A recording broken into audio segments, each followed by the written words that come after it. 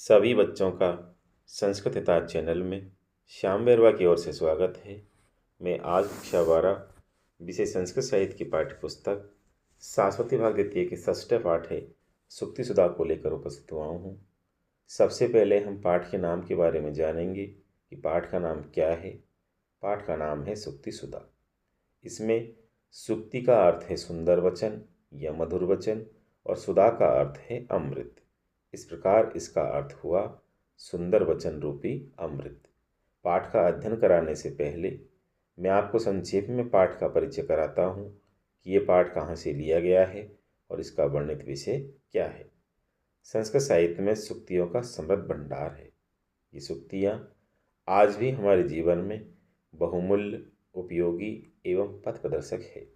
प्रस्तुत पाठ के प्रथम, द्वितीय एवं तृतीय श्लोक के रचयिता पंडित राज जगन्नाथ है, जिनमें हंस के निवास, जल और दूध को अलग अलग करने का ज्ञान तथा बसंत में कोयल के आनंदित होने का वर्णन है। चतुर्थ श्लोक के रचयिता माघ है, जिसमें शब्द और अर्थ को काव्य के लिए अपेक्षित माना गया है। पंचम श्लोक के रचयिता भवभूति है, जिसमें प्रियजन की महत्ता पर प्रकाश डाला गया है। षष्ठम श्लोक के रचयिता भारवी है, जिसमें अविवेक के परिणामों का उल्लेख किया है तथा निर्देश भी दिया है कि बिना विचारे कोई कार्य नहीं करना चाहिए। सप्तम से द्वादश श्लोकों के रचयिता भर्तरी है, जिनमें मूर्खों को विद्वानों की सभा में चुप रहने, महात्माओं के स्वभाव, अच्छे मित्रों के लक्षण, सज्जनों की संख्या, वाणी रूपी आभूषण तथा समय रहते ही विद्वान पुरुष को यथाशक्ति कार्य करना चाहिए आदि पर नीति युक्त निर्देश दिए हैं। विभिन्न विषयों से संबंधित ये सूक्तियाँ निश्चित रूप से छात्रों के लिए उपयोगी सिद्ध होगी। तो चलिए पाठ परिचय के बाद हम षष्ठ पाठ है सुक्ति सुधा का हिंदी अनुवाद है भाषिक कार्य सहित अध्ययन शुरू करते हैं। देखिए, पहला श्लोक है अस्ति यद्यपि सर्वत्र नीरम नीरजराजितम रमते न मलालस्य मानसम मानसम बिना। अब श्लोक का अन्वय देखते हैं। यद्यपि सर्वत्र नीरजराजितम नीरम अस्ति मलालस्य मानसम मानसम बिना ने रमते। श्लोक के अन्वय के अनुसार कठिन शब्दार्थ देखते हैं। यद्यपि इसका अर्थ होगा यद्यपि, सर्वत्र इसका अर्थ होगा सब जगह, नीरज इसका अर्थ होगा कमल, राजितम इसका अर्थ होगा सुशोभित, नीरम इसका अर्थ होगा जल, अस्ति इसका अर्थ होगा है, मलालस्य इसका अर्थ होगा हंस का, मानसम इसका अर्थ होगा मन, मानसम बिना इसका अर्थ होगा मानसरोवर के बिना, न रमते इसका अर्थ होगा नहीं रमता। अब श्लोक का हिंदी अनुवाद देखते हैं।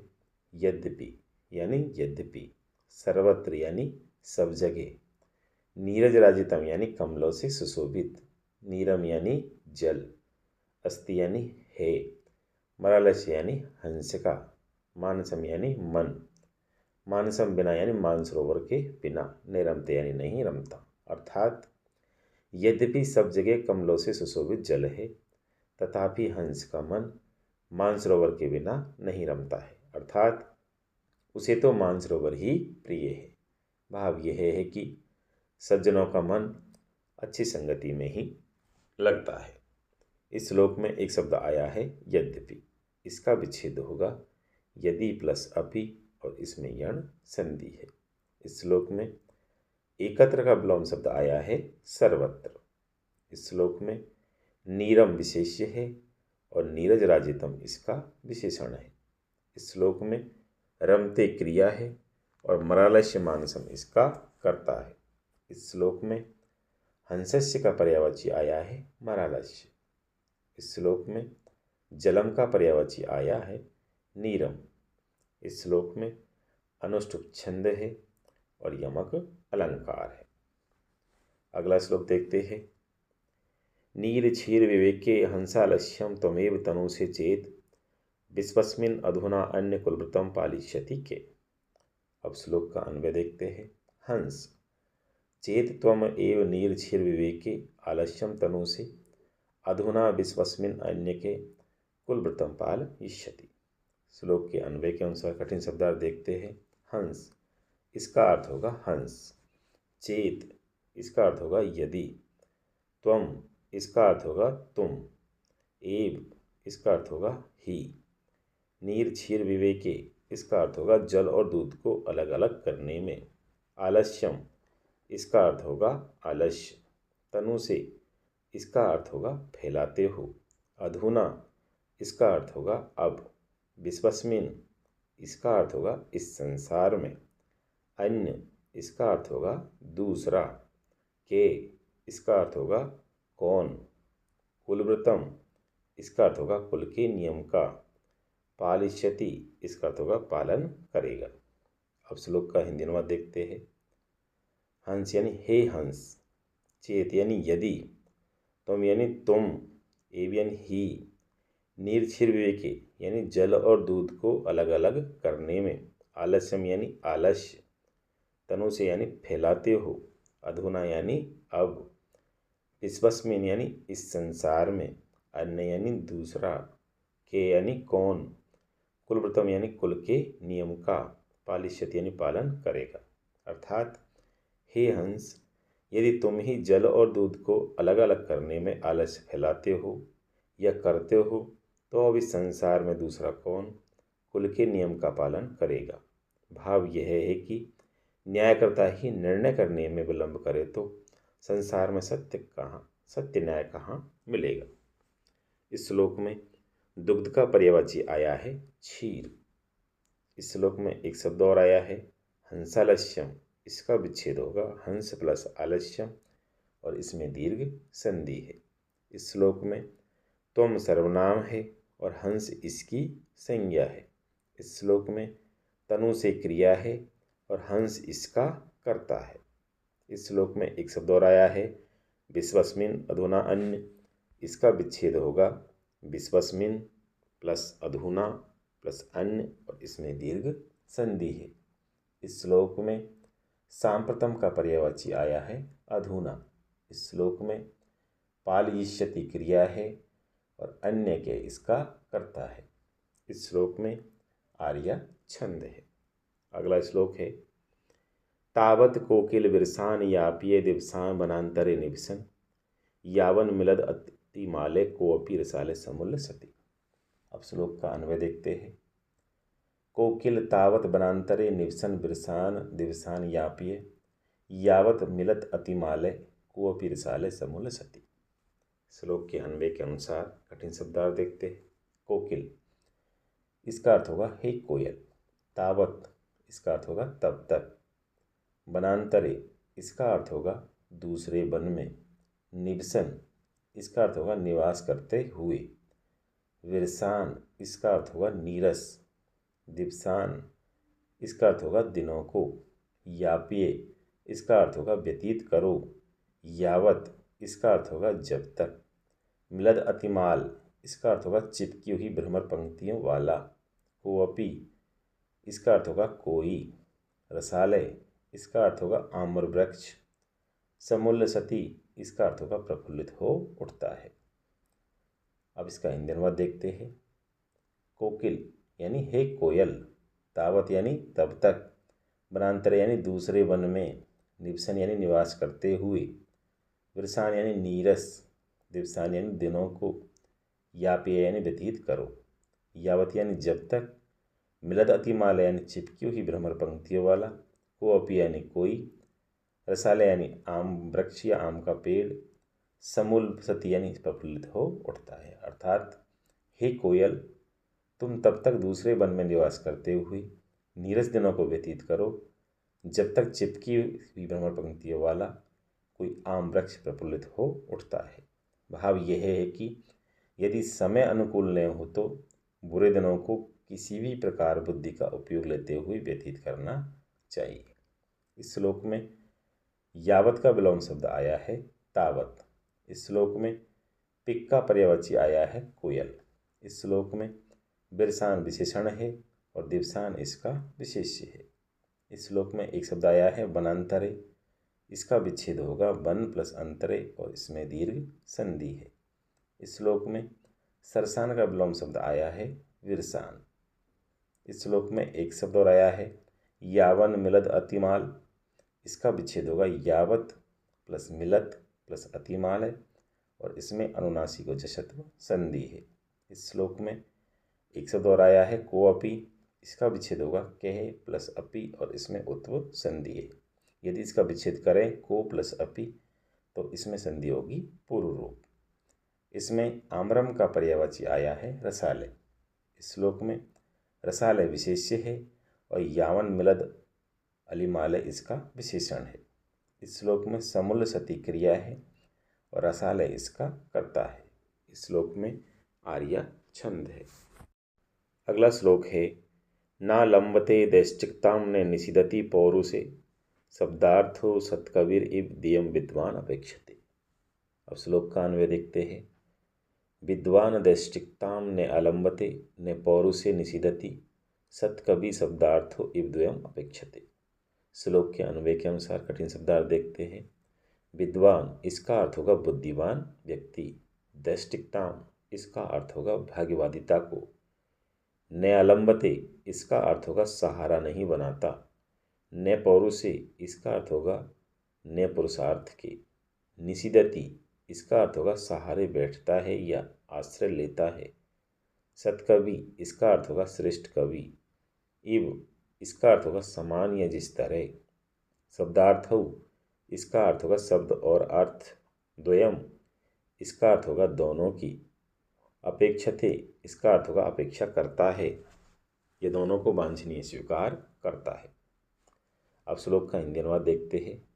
विद्वान यानी बुद्धिमान व्यक्ति, दैष्टिकता यानी भाग्यवादिता को, न आलम्बते यानी सहारा नहीं बनाता, न पौरुषे यानी न पुरुषार्थ के, निषिदति यानी सहारे बैठता है या आश्रय लेता है, सत्कवि यानी श्रेष्ठ कवि, इव यानी समान या जिस तरह, शब्दार्थो यानी शब्द और अर्थ, द्वयम यानी दोनों की, अपेक्षते यानी अपेक्षा करता है, ये दोनों को वांछनीय स्वीकार करता है। अर्थात बुद्धिमान व्यक्ति भाग्यवादिता को सहारा नहीं बनाता और न पुरुषार्थ या उद्यम के सहारे बैठता है। वह एक श्रेष्ठ कवि के समान शब्द और अर्थ दोनों को अपेक्षा करता है या दोनों को वांछनीय स्वीकार करता है। इस श्लोक में एक शब्द आया है नालंबते, इसका विच्छेद होगा ने प्लस आलंबते और इसमें दीर्घ संधि है। इस श्लोक में भाग्यवादिता का पर्यायवाची आया है दैष्टिकता। इस श्लोक में निषिदति क्रिया है और विद्वान इसका कर्ता है। इस श्लोक में उद्यम का पर्यायवाची आया है पौरुषे। इस श्लोक में एक शब्द और आया है शब्दार्थो, इसका विच्छेद होगा शब्द प्लस अर्थो और इसमें दीर्घ संधि है। इस श्लोक में कवि विशेष्य है और सत इसका विशेषण है। इस श्लोक में द्वयम सर्वनाम है और दैष्टिकता व पौरुषे इसकी संज्ञा है। इस श्लोक में मूर्ख का विलोम शब्द आया है विद्वान। अगला श्लोक देखते हैं। ने किंचिदपि कुर्वाणे सौख्य दुखान्य अपोहति ततस्य किमपि द्रव्यम यो हि यस्य प्रियो जन। अब श्लोक का अन्वय देखते हैं। ही ये जने यस्य प्रिय किंचिदपि न कुर्वाणे सौख्य दुखानि अपोहति ततस्य किमपि द्रव्यम अस्ति। श्लोक के अन्वय के अनुसार कठिन शब्दार्थ देखते हैं। ही यानी क्योंकि, ये इसका अर्थ होगा जो, जन इसका अर्थ होगा व्यक्ति, यश इसका अर्थ होगा जिसका, प्रिय इसका अर्थ होगा प्रिय, किंचिदपि इसका अर्थ होगा कुछ भी, न कुर्बाणे इसका अर्थ होगा न करता हुआ, सौख्य इसका अर्थ होगा आनंद से, दुखानी इसका अर्थ होगा दुखों को, अपोहति इसका अर्थ होगा दूर कर देता है, तत् इसका अर्थ होगा वह, तस्य इसका अर्थ होगा उसका, किमपि इसका अर्थ होगा कोई भी या अनिवर्चनीय, द्रव्यम इसका अर्थ होगा धन, अस्ति इसका अर्थ होगा है। अब श्लोक का हिंदी अनुवाद देखते हैं। ही यानी क्योंकि, ये यानी जो, जन यानी व्यक्ति, यस्य यानी जिसका, प्रिय यानी प्रिय, किंचिदपि यानी कुछ भी, न कुर्बाने यानी न करता हुआ, सौख्य यानी आनंद से, दुखानी यानी दुखों को, अपोहति यानी दूर कर देता है, तत् यानी वह, तस् यानी उसका, किमपि यानी कोई भी, या अनिवर्चनीय, द्रव्यम यानी धन, अस्ति यानी है।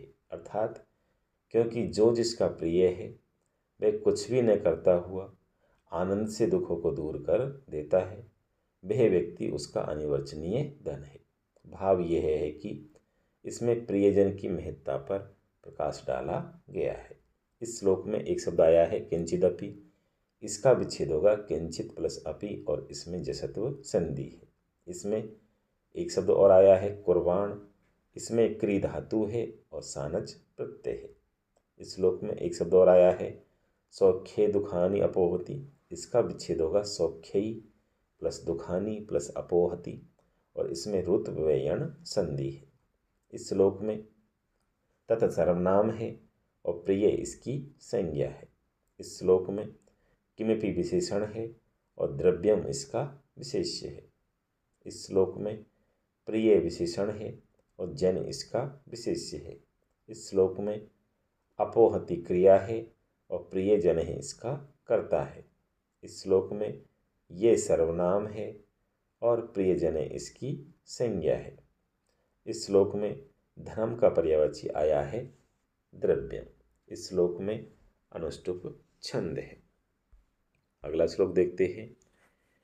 सहसा विदधीत ने क्रियाम विवेक परमा पदाम पदम वृणते ही विमृश्य कारिणम गुणलुब्धा स्वयमेव संपदे। अब श्लोक का अन्वय देखते हैं। सहसा क्रियाम ने विदधीत अविवेके परमा पदाम पदम ही गुणलब्धा संपदे विमृश्य कारिणाम स्वयमेव वृणते। अब श्लोक के अन्वय के अनुसार कठिन शब्दार्थ देखते हैं। सहसा, इसका अर्थ होगा अचानक अर्थात बिना सोचे समझे। क्रियाम, इसका अर्थ होगा कार्य। नेविधीत, इसका अर्थ होगा नहीं करना चाहिए। अविवेक, इसका अर्थ होगा अज्ञान अर्थात बिना सोचे समझे कार्य करना। परमापदाम, इसका अर्थ होगा बड़ी विपत्तियों का। पदम, इसका अर्थ होगा स्थान या कारण होता है। ही, इसका अर्थ होगा क्योंकि। गुणलुब्धा, इसका अर्थ होगा गुणों में अनुरक्त रहने वाली। संपदे, इसका अर्थ होगा संपत्तियाँ। विमर्श कार्यणाम, इसका अर्थ होगा सम्यक विचार करने वाले पुरुष को। स्वयमेव, इसका अर्थ होगा स्वयं ही। वृणते, इसका अर्थ होगा वर्ण करती है। अब श्लोक का हिंदी अनुवाद देखते हैं। सहसा यानी अचानक अर्थात बिना सोचे समझे। क्रियाम यानी कार्य। नवदीत यानी नहीं करना चाहिए। अविवेक यानी अज्ञान अर्थात बिना सोचे समझे कार्य करना।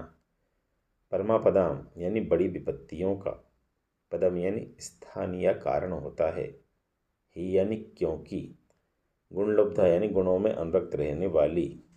संपदा यानी संपत्तियाँ। विमर्श कारिणाम यानी सम्यक विचार करने वाले पुरुष को। स्वयमेव यानी स्वयं ही।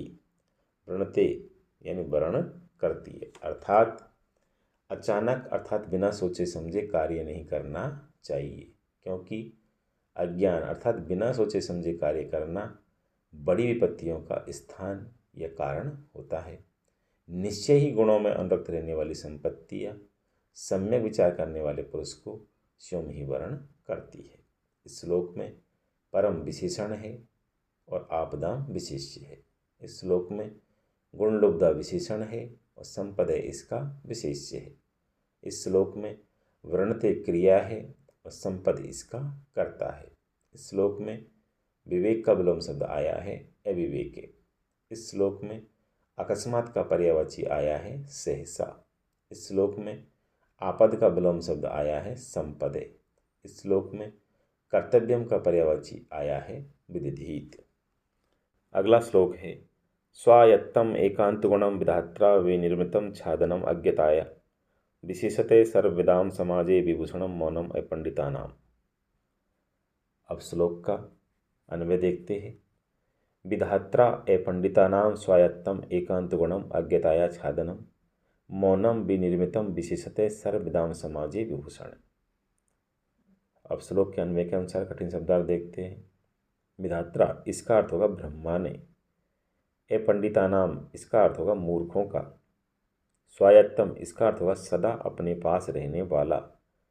एकांत गुणम इसका अर्थ होगा अत्यंत हितकारी। अज्ञताया इसका अर्थ होगा मूर्खता को। छादनम इसका अर्थ होगा ढकने वाला। मौनम इसका अर्थ होगा मौन रूपी गुण। विनिर्मितम इसका अर्थ होगा बनाया है। विशेषतः इसका अर्थ होगा विशेष रूप से। सर्वविदाम इसका अर्थ होगा विद्वानों के। समाजे इसका अर्थ होगा समाज में। विभूषणम इसका अर्थ होगा आभूषण होता है या सुशोभित करता है। अब श्लोक का हिंदी अनुवाद देखते हैं।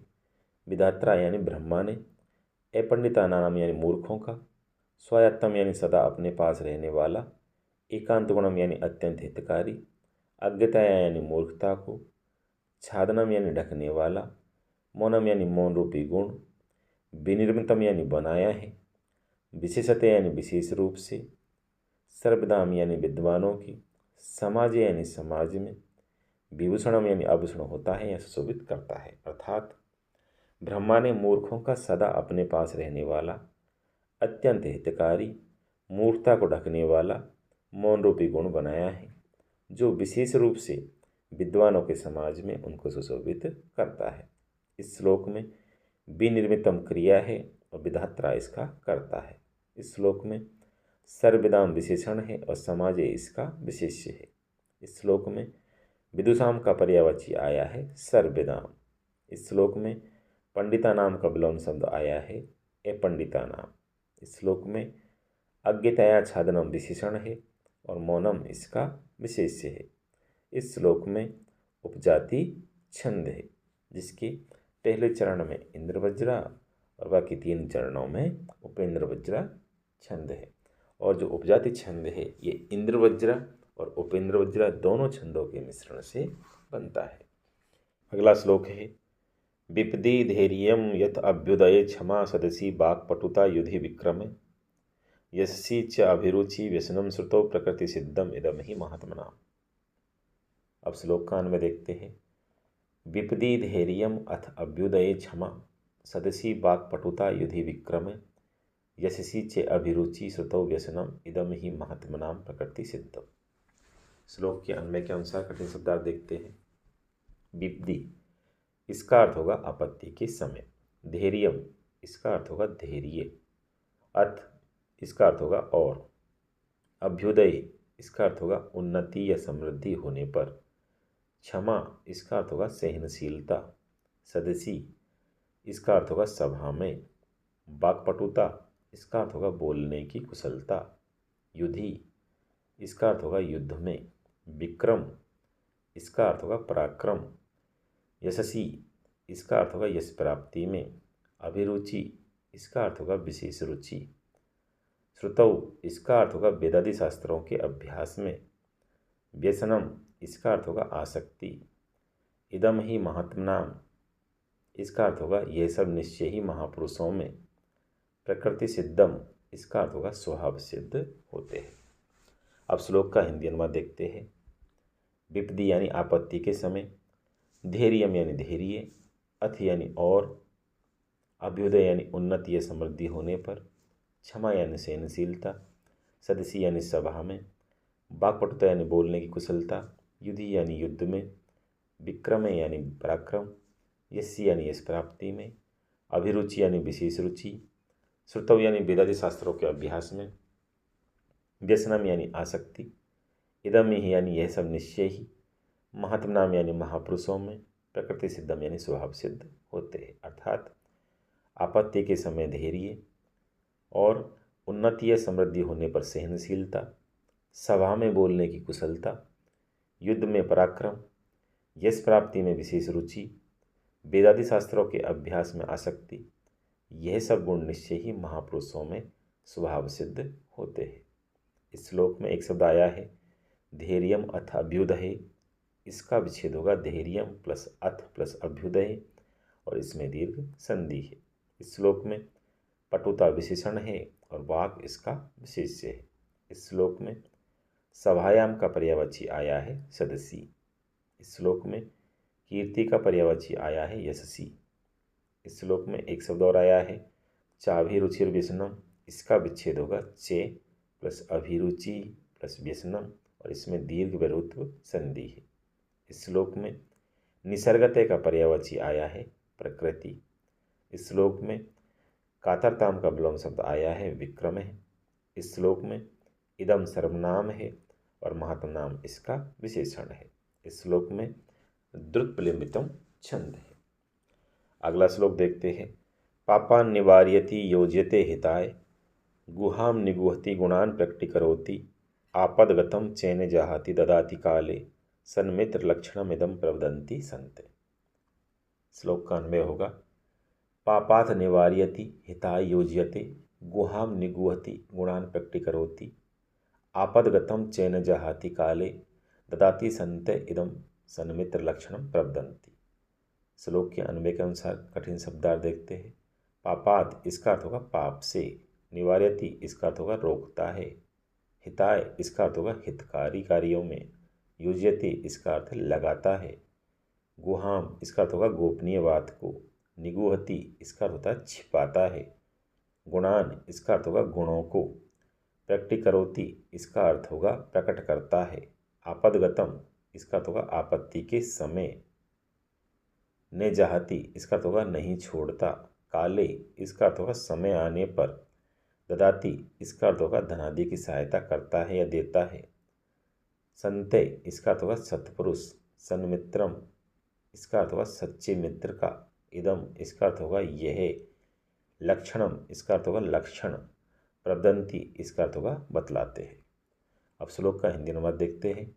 पापात यानी पाप से, निवार्यत यानी रोकता है, हिताय यानी हितकारी कार्यों में, युजत यानी लगाता है, गुहाम यानी गोपनीय बात को, निगुहत यानी छिपाता है, गुणान यानी गुणों को, प्रकटीकरोति यानी प्रकट करता है, आपदगतम यानी आपत्ति के समय साथ, ने जहाती यानी नहीं छोड़ता, काले यानी समय आने पर, ददाती यानी धनादि की सहायता करता है या देता है, संते यानी सत्पुरुष, सन्मित्रम यानी सच्चे मित्र का, इदम यानी यह, लक्षण यानी लक्षण, प्रवदंती यानी बतलाते हैं। अर्थात पाप करने से रोकता है, हितकारी कार्यों में लगाता है, गोपनीय बातों को छिपाता है, गुणों को प्रकाशित करता है, आपत्ति के समय साथ नहीं छोड़ता, समय आने पर धनादि की सहायता करता है, यह देता है, सत्पुरुष सच्चे मित्र का यह लक्षण बतलाते हैं। इस श्लोक में एक शब्द आया है पापान निवार्यति, इसका विच्छेद होगा पापात प्लस निवार्यति और इसमें अनुनासिक संधि है। इस श्लोक में दोषान का विलोम शब्द आया है गुणान। इस श्लोक में सन्मित्र विशेषण है और लक्षण इसका विशेष्य है। इस श्लोक में प्रवदंती क्रिया है और संते इसका कर्ता है। इस श्लोक में इदम सर्वनाम है और लक्षण इसकी संज्ञा है। इस श्लोक में प्रकटीकरोति क्रिया है और सन्मित्र इसका कर्ता है। इस श्लोक में जहाती और ददाती क्रिया है और सन्मित्र इसका कर्ता है। इस श्लोक में बसंत दिल का छंद है। अगला श्लोक देखते हैं। मनसी वत्सी काये पुण्य पीयूष पूर्णा त्रिभुवनम उपकार श्रेणी भी प्रणीयन्ते परगुण परमाणुन पर्वतीकृत्य नित्यम निज हृदय विकसन्ते संति संते कियन्ते।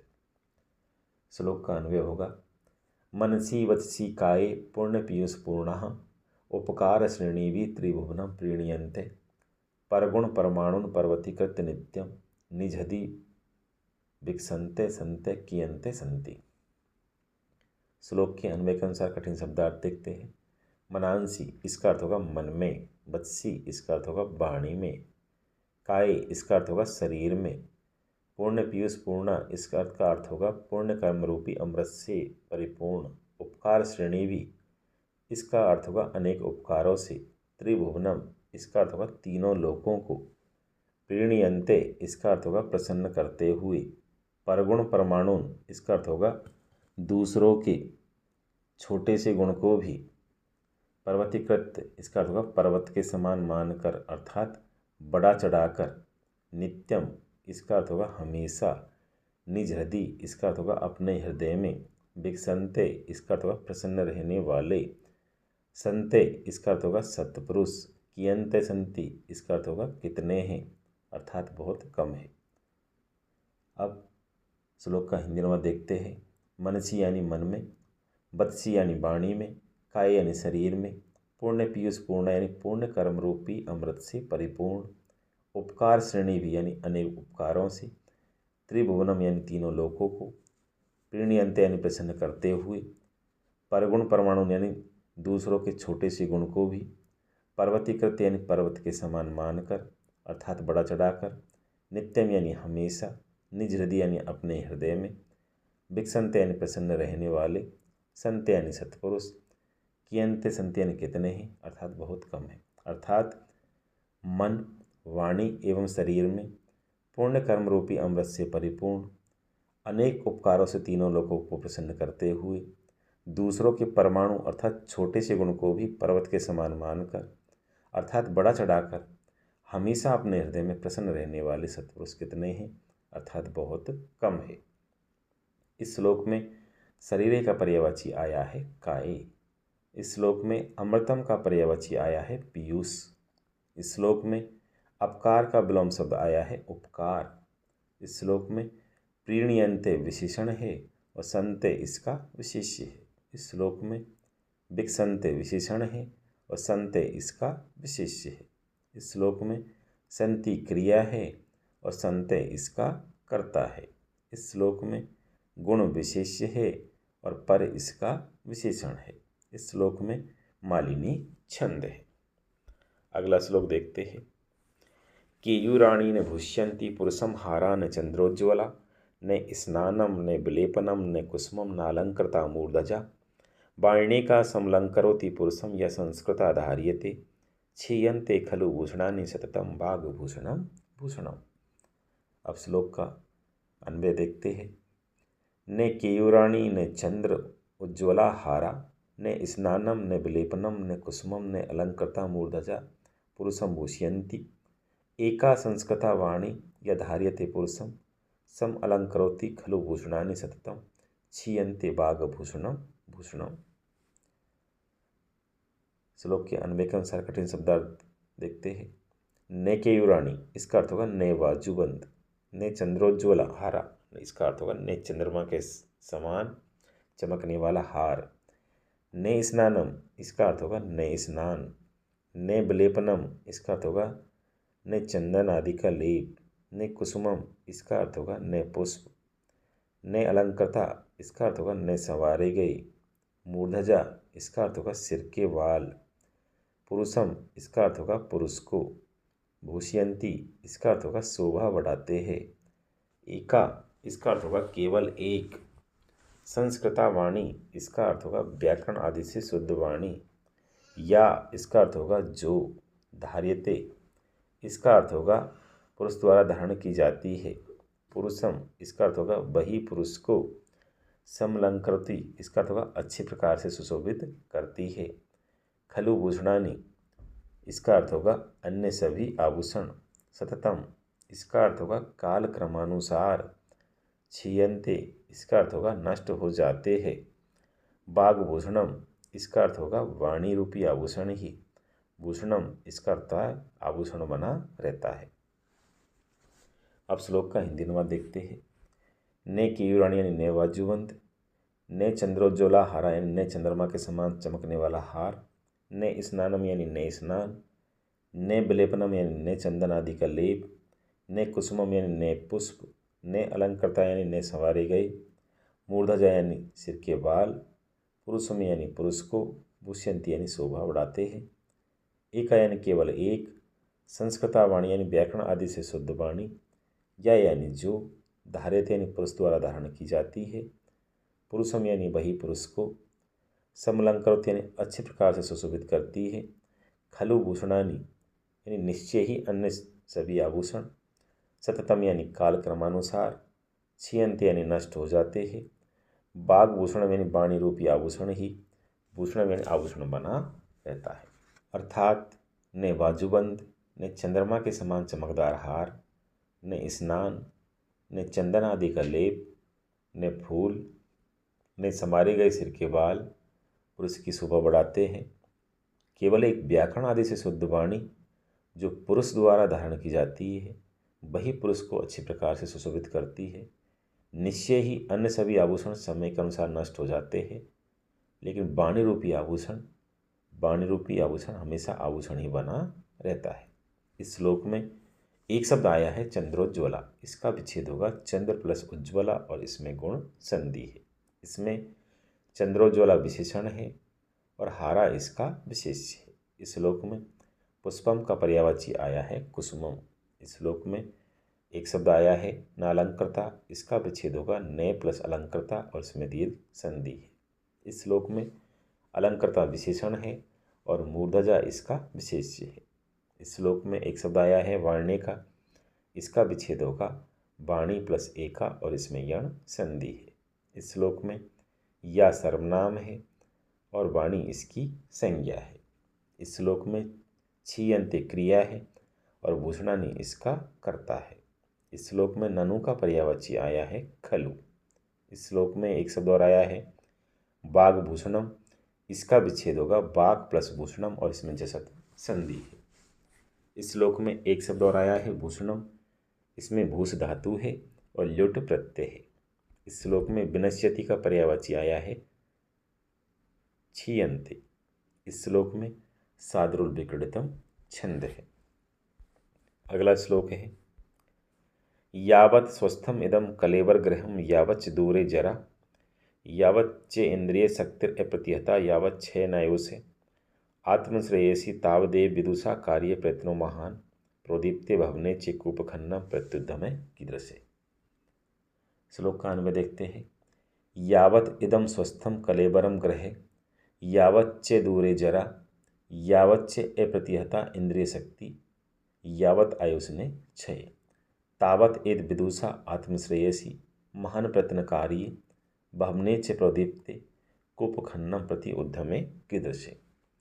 श्लोक के अन्वय के अनुसार कठिन शब्दार्थ देखते हैं। यावत इसका अर्थ होगा जब तक, इदम इसका अर्थ होगा यह, स्वस्थम इसका अर्थ होगा स्वस्थ, कलेवर गृहम इसका अर्थ होगा शरीर रूपी घर, यावत इसका अर्थ होगा जब तक, दूरे इसका अर्थ होगा दूर, जरा इसका अर्थ होगा वृद्धावस्था, अप्रतिहता इसका अर्थ होगा प्रतिहत या नष्ट न होने वाली, इंद्रिय शक्ति इसका अर्थ होगा सशक्त इंद्रिया, आयुष इसका अर्थ होगा आयु का, ने क्षय इसका अर्थ होता है विनाश नहीं होता है, तावत इसका अर्थ होगा तब तक ही, विदुषा यानी इसका अर्थ होगा विद्वान मनुष्य को, आत्मश्रेयसी इसका अर्थ होगा अपने कल्याण के लिए, महान इसका अर्थ होगा महान, प्रयत्न कार्य इसका अर्थ होगा प्रयास करना चाहिए, भवने इसका अर्थ होगा भवन में, प्रोदीप्ति इसका अर्थ होगा आग लगने पर, कूप खननम इसका अर्थ होगा कुआं खोदने के, उद्यम इसका अर्थ होगा परिश्रम, कीदृश है इसका अर्थ होगा कैसा। अब श्लोक का हिंदी अनुवाद देखते हैं। यावत यानी जब तक, इदम यानी यह, स्वस्थम यानी स्वस्थ, कलेवर गृहम यानी शरीर रूपी घर, यावत यानी जब तक, दूरे यानी दूर, जरा यानी वृद्धावस्था, अप्रतिहता यानी प्रतिहत या नष्ट नहीं होने वाली, इंद्रिय शक्ति यानी सशक्त इंद्रिय, आयुष यानी आयु का, नेक्ष यानी विनाश नहीं होता है, तावत तक यानी तब तक ही, दूसरा यानी विद्वान मनुष्य को, आत्मश्रेयस यानी अपने कल्याण के लिए, महान यानी महान, प्रयत्नकारी यानी प्रयास करना चाहिए, भवने यानी भवन में, प्रोदीप्त यानी आग लगने पर, कूप खननम यानी कुआं खोदने के, उद्यम यानी परिश्रम, कीदृश यानी कैसा। अर्थात जब तक ये स्वस्थ शरीर रूपी घर है, जब तक वृद्धावस्था दूर है, जब तक प्रतिहत या नष्ट न होने वाली सशक्त इंद्रियां हैं, जब तक आयु का विनाश नहीं हो रहा है, तब तक ही विद्वान पुरुष को अपने कल्याण के लिए महान प्रयास करना चाहिए, भवन में आग लगने पर कुआं खोदने के प्रति परिश्रम करना कैसा है। अर्थात किसी भी लाभ का नहीं है, अतः समय रहते ही विद्वान पुरुष को यथाशक्ति कार्य करना चाहिए। इस श्लोक में तावत का विलोम शब्द आया है यावत। इस श्लोक में इदम सर्वनाम है और कलेवर ग्रहण इसकी संज्ञा है। इस श्लोक में स्वस्थ विशेषण और कलेवर ग्रहण इसका विशेष है। इस श्लोक में एक शब्द आया है यावत च इंद्रिय शक्ति अप्रतिहता, इसका विच्छेद होगा यावत प्लस इंद्रिय प्लस शक्ति प्लस अप्रतिहता, और इसमें सचुत गुण और ऋतु संधि है। इस श्लोक में एक शब्द और आया है नायो से, इसका विच्छेद होगा ने प्लस आयु से, और इसमें दीर्घ संधि है। इस श्लोक में वय का पर्यायवाची आया है आयु से। इस श्लोक में एक शब्द और आया है तावदेव, इसका विच्छेद होगा तावत प्लस एव, और इसमें जसत्व संधि है। इस श्लोक में विदुषा कर्ता है, कार्य इसकी क्रिया है। इस श्लोक में महान विशेषण है और प्रत्यन इसका विशेष्य है। इस श्लोक में एक शब्द और आया है प्रोदीप्ते, इसका विच्छेद होगा प्रय प्लस उद्दीप्ते, और इसमें गुण संधि है। इस श्लोक में एक शब्द और आया है प्रत्युद्यमे, इसका विच्छेद होगा प्रति प्लस उद्यमे, और इसमें यण संधि है। इस श्लोक में परिश्रम का पर्यायवाची आया है उद्यमे। इस श्लोक में सादरुल विक्रीडितम छंद है। इसी के साथ षष्ठ पाठ है सुक्ति सुधा संपन्न हुआ। तो चलिए षष्ठ पाठ है सुक्ति सुधा के प्रश्नोत्तर कार्य को शुरू करते हैं। इसमें पहला प्रश्न है संस्कृत भाषीय प्रश्नोत्तराणि लिखत, अर्थात संस्कृत भाषा में प्रश्नों के उत्तर लिखिए। इसमें पहला है सर्वत्र कीदृशम नीरम अस्ति, अर्थात सर्वत्र कैसा जल है। इसका उत्तर है सर्वत्र नीरज राजितम नीरम अस्ति, अर्थात सर्वत्र कमल से सुशोभित जल है। इसमें अगला प्रश्न है मरलस्य मानसम कम बिना न रमते, अर्थात हंस का मन किसके बिना नहीं रमता।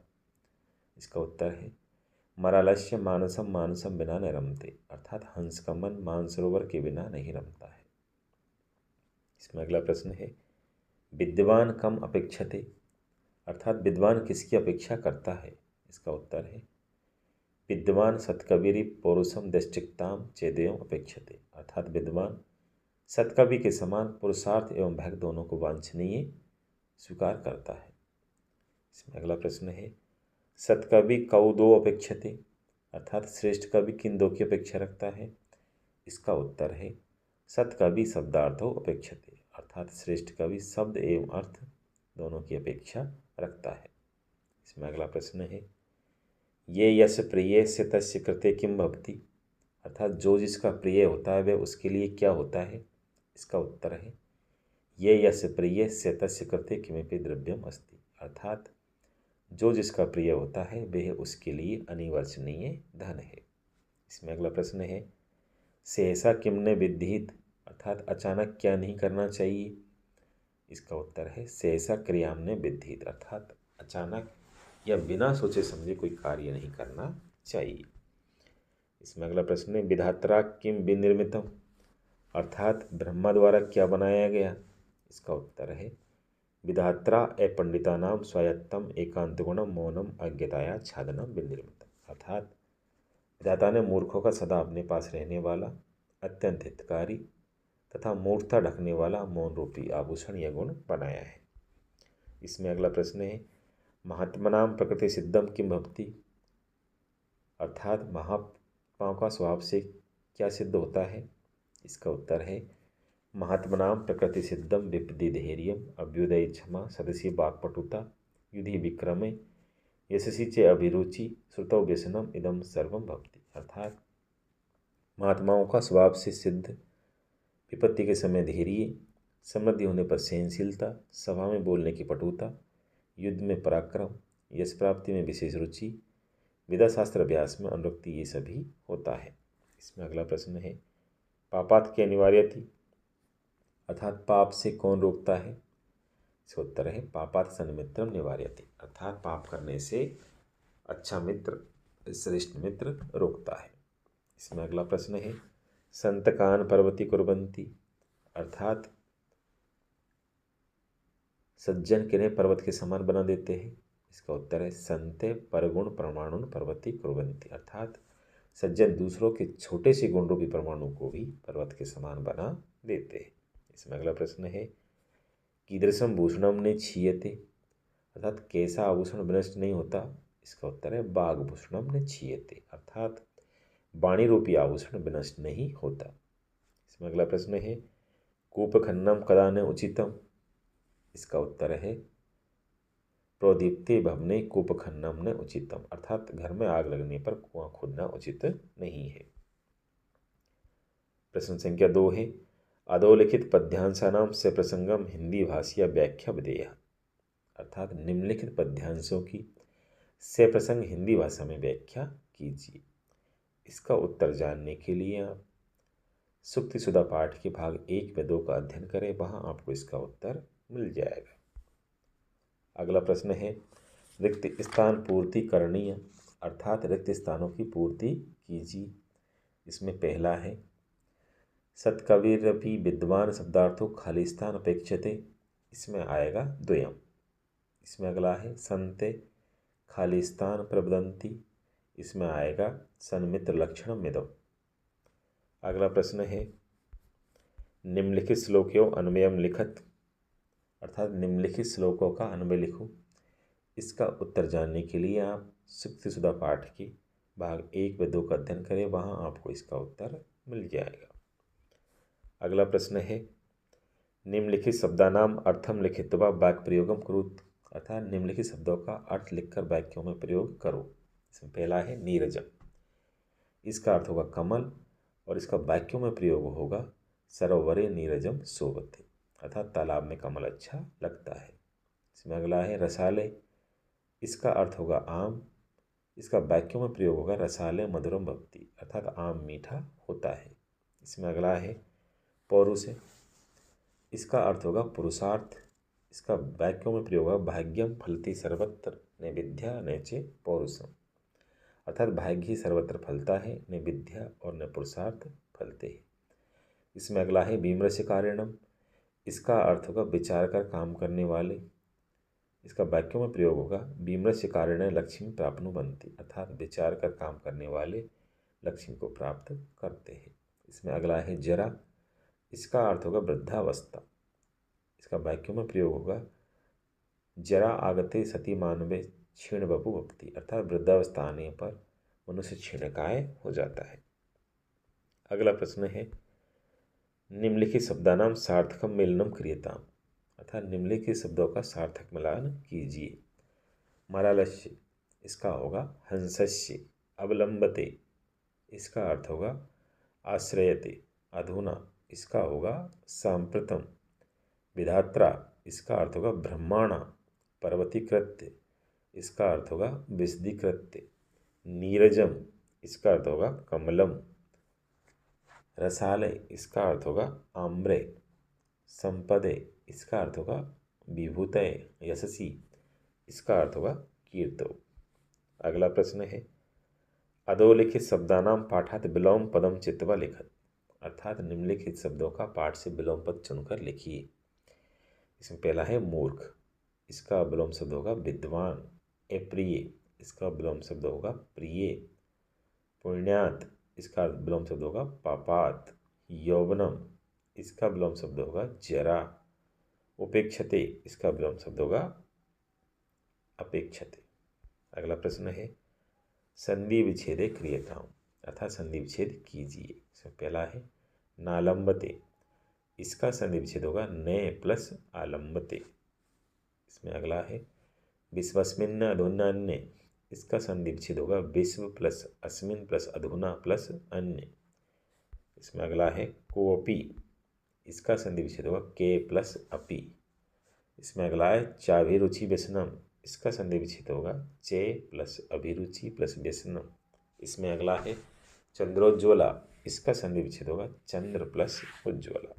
प्रश्न है अधोलिखित शब्दानाम समास विग्रह कार्य, अर्थात निम्नलिखित शब्दों का समास विग्रह कीजिए। यथा नीरज राजितम, इसका विग्रह है नीरजई राजितम। इसमें पहला है अली माले, इसका विग्रह होगा अलीना माले। इसमें अगला है बाक पटुता, इसका विग्रह होगा बाचे पटुता। इसमें अगला है चंद्रोज्ज्वला, इसका विग्रह होगा चंद्रवत उज्ज्वला। इसमें अगला है अप्रतिहता, इसका विग्रह होगा ने प्रतिहता। बाघभूषणम, इसका विग्रह होगा बाघ एवं भूषणम। इसमें अगला प्रश्न है अधोलिखित विग्रह पदानाम समस्त पदानीम रचियत। यथा कुलस्य व्रतम, इसका शब्द बनेगा कुलव्रतम। इसमें पहला है बनस्य अंतरे, इससे शब्द बनेगा बनांतरे। इसमें अगला है गुणानाम लुब्धा, इसमें शब्द बनेगा गुणलुब्धा। प्रकृत्या सिद्धम, इसका शब्द बनेगा प्रकृति सिद्धम। उपकारस्य श्रेणीभि, इसका शब्द बनेगा उपकार श्रेणीभि। आत्मने श्रेयसी, इसका शब्द बनेगा आत्मश्रेयसी। इसमें अगला प्रश्न है अधोलिखित शब्देषु प्रकृति प्रत्ययानाम विभागे करणीय, अर्थात निम्नलिखित शब्दों में प्रकृति प्रत्यय का विभाग कीजिए। यथा राजितम, इसमें राज धातु है और क्वथ प्रत्यय है। इसमें पहला है दैष्टिकताम, इसमें दैष्टिक धातु है और तल प्रत्यय है। इसमें अगला है कुर्वाण, इसमें क्री धातु है और सानच प्रत्यय है। इसमें अगला है पटुता, इसमें पटु धातु है और तल प्रत्यय है। इसमें अगला है सिद्धम, इसमें सिद्ध धातु है और क्वथ प्रत्यय है। इसमें विमृश, अगला है विमृश्य, इसमें बी उपसर्ग है, मृष धातु है और ल्यप्य प्रत्यय है। अगला प्रश्न है अधोलिखिते श्लोकेषु छंदो निर्देशिताम, अर्थात नीचे लिखे श्लोकों में छंद बताइए। यथा अस्ति यद्यपि, इसमें छंद है अनुष्टुप छंद। इसमें पहला है तावत कोकिल खालिस्तान समूल सती, इसमें छंद है आर्य छंद। इसमें अगला है स्वायत्तम एकांतम खालिस्तान मौनम पंडितानाम, इसमें छंद है उपजाति छंद। इसमें अगला है विपदी धैर्यमथा खालिस्तान महात्मनाम, इसमें छंद है द्रुत विलिम्बितम। इसमें अगला है पापा निवार्यति खालिस्तान महात्मनाम, इसमें छंद है वसंत तिलका। इसमें अगला है केयुराणी ने खालिस्तान भूषणम, इसमें छंद है सादरोल विकृतम। इसमें अगला प्रश्न है अधोलिखित पंक्तिषु को अलंकार लिखताम, अर्थात नीचे लिखी पंक्तियों में कौन सा अलंकार है लिखिए। पहला है शब्दार्थो सत्कविरी द्युम विद्वान अपेक्षते, इसमें उपमा अलंकार है। इसमें अगला है वाग्भूषणम भूषणम, इसमें रूपक अलंकार है। इसमें अगला है निज हृदय विकसंते संति संते कियंते, इसमें अनुप्रास अलंकार है। इसमें अगला है रमते न मरालस्य मानसम मानसम विना, इसमें यमक अलंकार है। इसमें अगला है यावन मिलद अली माले को फिर साले समूल सती, इसमें अप्रस्तुत प्रशंसा और लोकोक्ति अलंकार है। इसी के साथ षष्ठ पाठ है सुक्ति सुधा संपन्न हुआ। यदि आपको मेरी वीडियो पसंद आई हो तो संस्कृत हितार चैनल को लाइक व सब्सक्राइब करें, जिससे आगे आने वाली वीडियो आप तक पहुंच सके। धन्यवाद।